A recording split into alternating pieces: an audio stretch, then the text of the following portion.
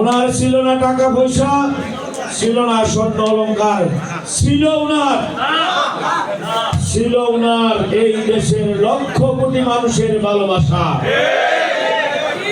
ছিল ওনার এই দেশের লক্ষ কোটি মানুষের শ্রদ্ধা। ওনার মৃত্যুর পরে এই দেশের দল মত জাতি নির্বিশেষে সকলের চোখে পানি এসেছে, জানাজায় অংশগ্রহণ করেছে, সকলে সেই দিন কেঁদেছে।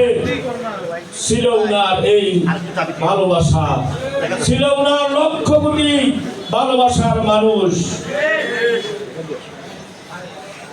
আমরা আমাদের সেই নেতার আদর্শ ধারণ করতে হবে।